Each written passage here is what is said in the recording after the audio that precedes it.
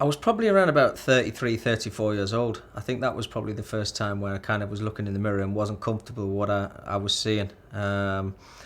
And kind of thinking in the back of my mind, I knew I needed to do something about it because I was quite conscious. I knew I was moving into the TV after my football career had finished. So I didn't want to look a mess, if you like. And the more that the years gone on, I could just sense it every single day. I was waking up, and you start to do your hair in the morning. I'd probably have a sink full of hair, and I just didn't like that feeling.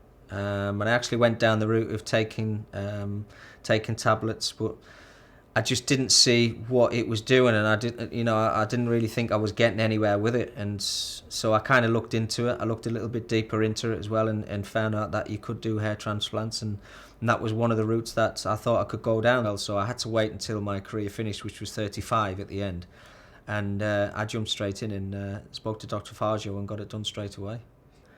And so it was the first person that I'd went to see. When I walked into his room, he made me feel so comfortable. He talked me through the whole process, and he said, look, you need to go away, you need to have a think about this for maybe a month or maybe even longer than that.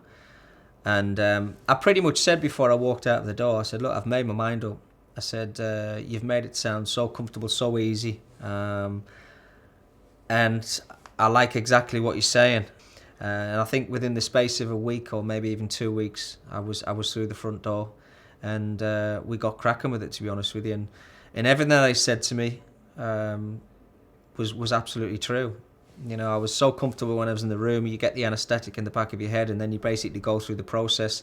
You're awake. I was eating sandwiches. I was watching television. I was chatting through the whole thing, and everybody who was working was absolutely terrific on the day.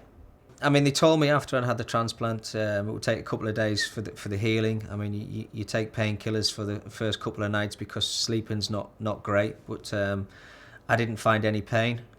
But I was so happy with the way the first one came out. It was absolutely brilliant. I could see the growth coming through after a month and a half, 2-3 months, and once that started coming through, and I knew that the process worked, then I couldn't wait to go in for the second one. If you're thinking about it and you're not comfortable with your appearance and you feel like you need it doing, then I've got no qualms, or I would never say to anybody don't do it, because I think the process is fantastic. I think we've all seen the results of not just myself but many other people now as well, and it just seems to be happening a lot more than what it did in the past.